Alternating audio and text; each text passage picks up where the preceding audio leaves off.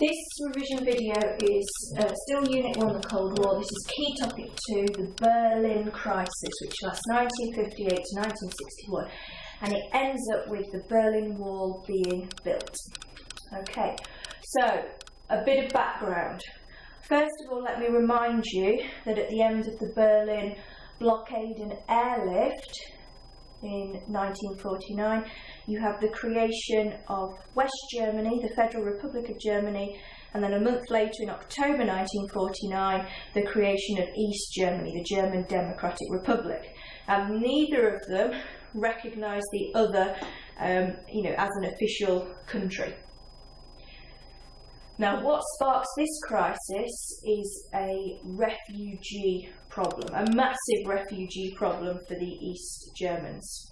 Okay, the East German government is incredibly unpopular, and between 1949 and 1961, just under 3 million East Germans flee East Germany, East Berlin,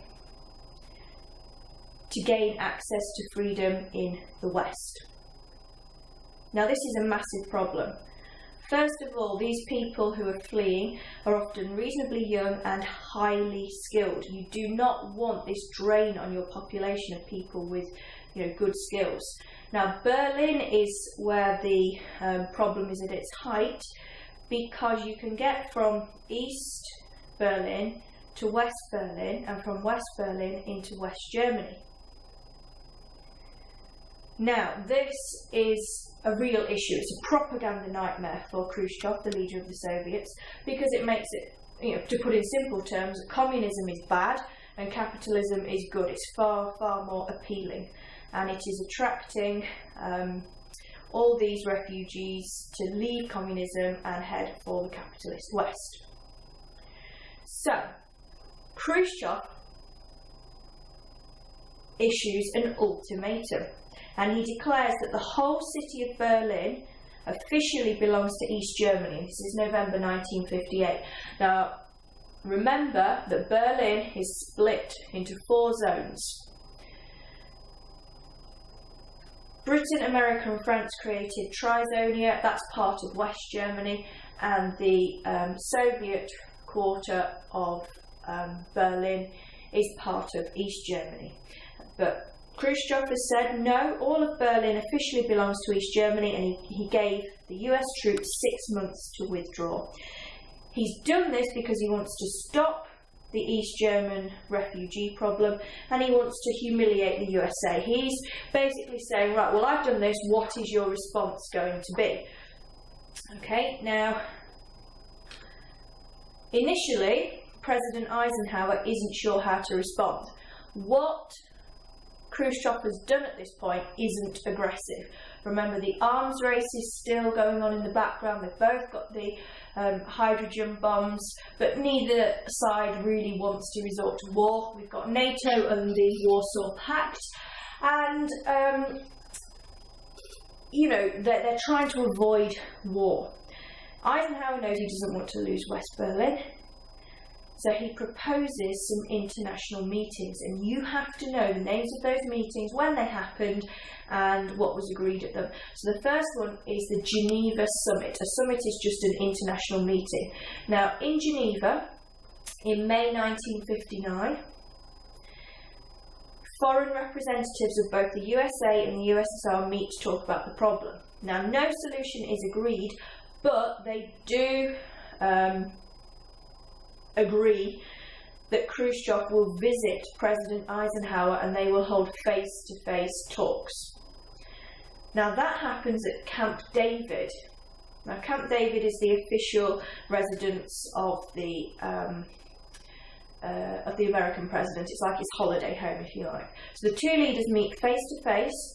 They still don't agree anything, but crucially, Khrushchev removed that 6-month ultimatum. So it seems to suggest that these discussions are going somewhere. They're not going anywhere quickly, but they're going somewhere, and they agree to hold another meeting. And that meeting is scheduled for May 1960 in Paris.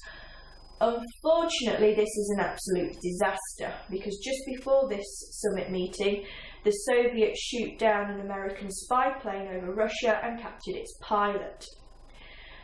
Now, Khrushchev is expecting an apology from President Eisenhower for the fact that there was a spy plane over Soviet territory, but Eisenhower refused to apologise, so Khrushchev walked out of the summit meeting. So that is a low point.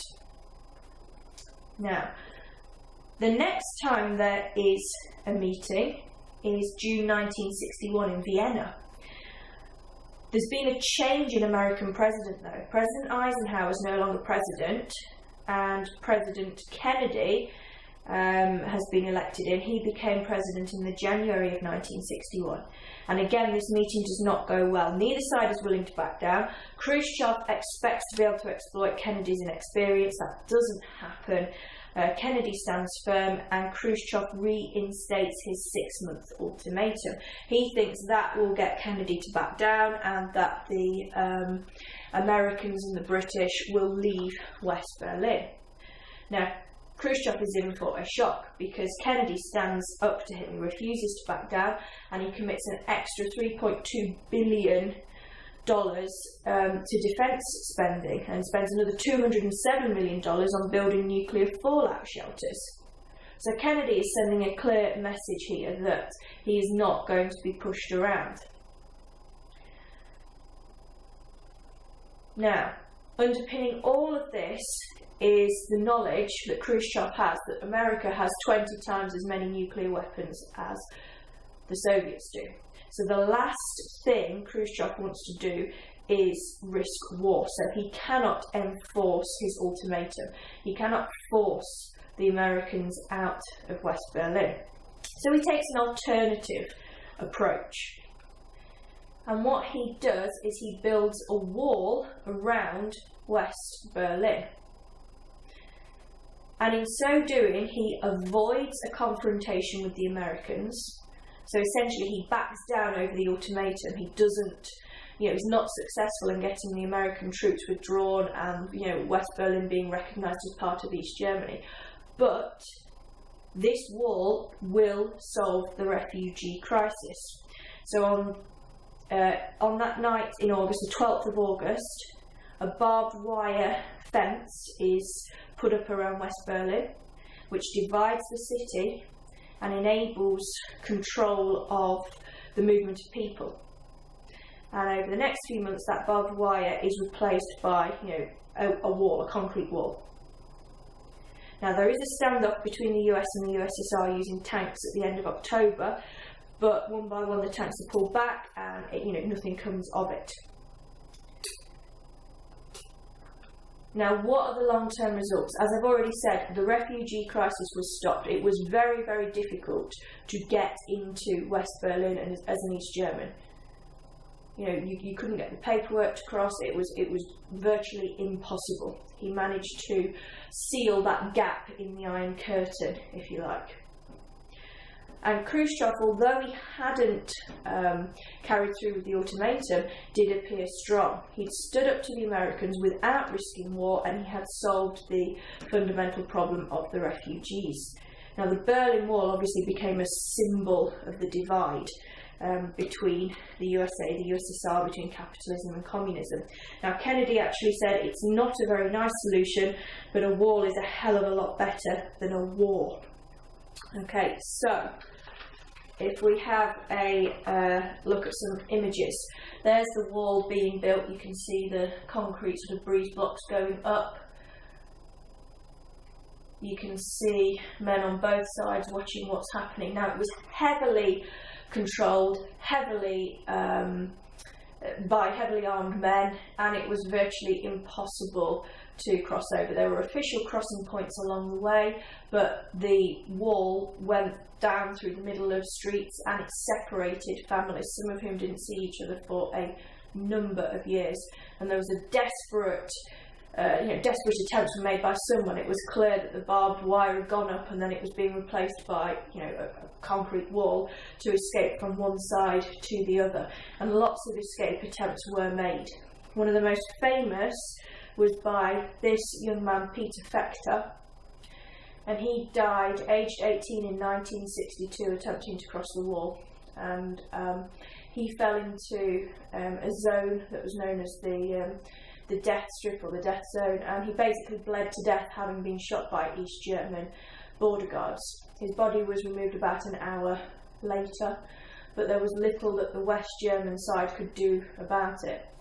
And about 250 people died trying to gain freedom by trying to cross the wall. Now, the building of this wall did bring the Americans and the West Germans closer together. They realised that the Americans were there to, stand up for them, defend them. Kennedy again said, all three men, wherever they live, are citizens of Berlin. And he expressed feelings of solidarity with its people. It was clear the Americans were not going to abandon West Berlin. It was their symbol of freedom, of democracy behind the Iron Curtain. It was incredibly symbolic that the Americans did not abandon it. Okay, and obviously the Berlin Wall stayed there until 1989 when it was torn down as the USSR began to collapse, and we'll look at why that happened in a later video.